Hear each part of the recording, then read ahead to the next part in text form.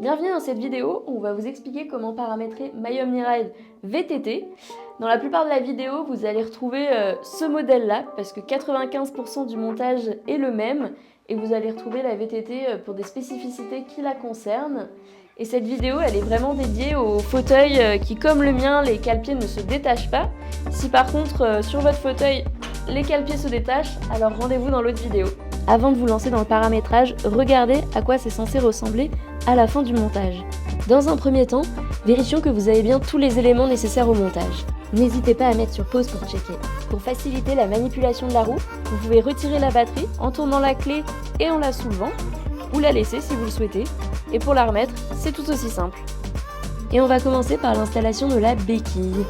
Venez la positionner dans la petite encoche et y glisser les 4 vis pour la maintenir. Munissez-vous de votre clé Allen pour venir resserrer le tout. On serre bien fort. Prenez la plus grosse clé Allen et venez desserrer cette vis. Attrapez le phare et positionnez l'attache dans ce sens-là. On va venir la plaquer contre la potence et y insérer de nouveau la vis. On reprend la clé Allen pour serrer et on le redresse pour le mettre droit. On bloque l'orientation de la roue en la mettant sur P. Maintenant, c'est parti pour l'installation du guidon. Tout d'abord, commençons à dévisser les 4 vis de la potence. Puis positionnez le guidon avec l'écran vers le haut.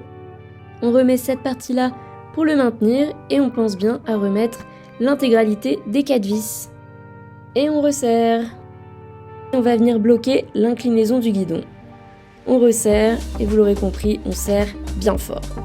Attaquons-nous au branchement des différentes connectiques. On branche les câbles de gauche ensemble et les câbles de droite ensemble.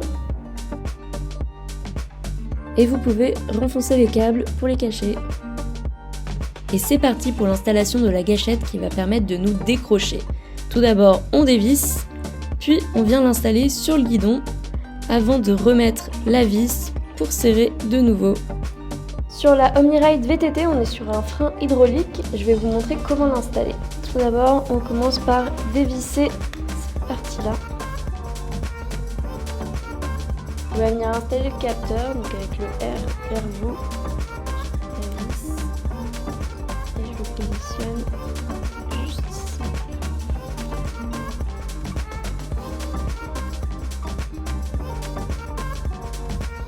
Là, le capteur est bien installé, il y a le petit bouton bleu qui est bien compris. Le frein s'installe du côté droit du guidon, juste ici. On va venir retirer les 2 vis qui se trouvent là. On le positionne sur le guidon. On remet le cache. On réinsère les vis.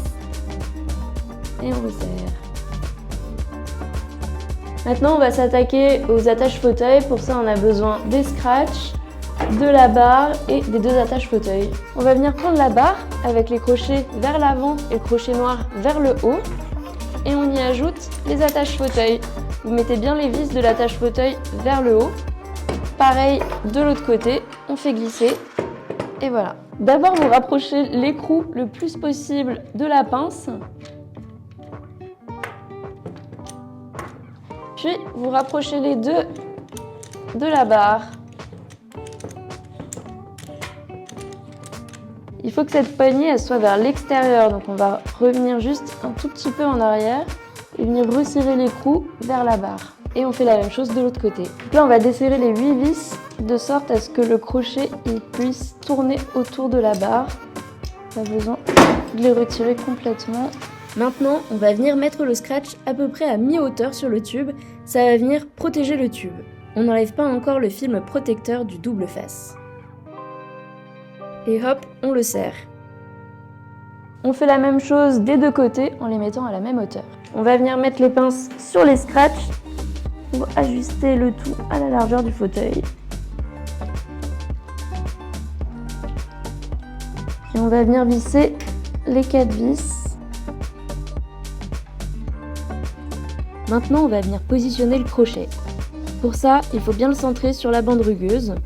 On va le mettre ici, là il est en position verticale. On va l'incliner légèrement vers l'avant. Et pour tester, on va uniquement serrer dans un premier temps les 4 vis du milieu. Il faut bien les serrer.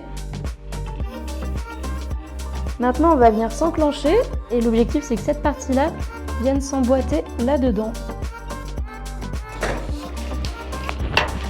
Si les petits trous avant sont trop proches du sol ou qu'elles touchent le sol, on va aller baisser l'attache sur le tube du fauteuil. A l'inverse, si vos petits trous, elles sont trop éloignées du sol, trop surélevées, on va remonter les attaches sur le tube du fauteuil. 3 cm de distance, c'est bien, ça va permettre de ne pas buter dans tout ce qui est trottoir, pavé, tous les obstacles du quotidien. Avant de vous décrocher, il faut bien veiller à être en position P, parking. Donc pour vous décrocher, il faut pousser vers l'avant et appuyer ici.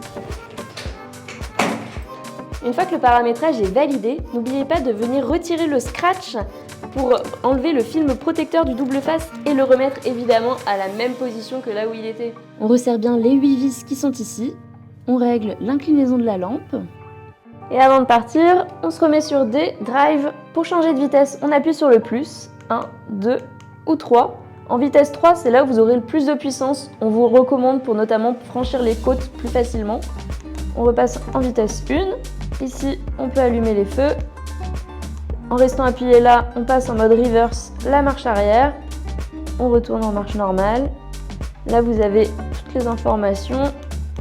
Ici, le compteur de vitesse et la batterie. Il ne vous reste plus qu'à gonfler la roue avec la pression indiquée sur votre pneu, le nombre de barres qui figure là. Pour charger la roue, ça se passe ici. La LED passe au rouge et elle redeviendra verte quand la batterie sera chargée. Avant chaque sortie, n'oubliez pas de bien vérifier que la poignée est bien serrée, que les vis de chaque côté sont bien vissées, et pareil pour les 8 qui sont ici.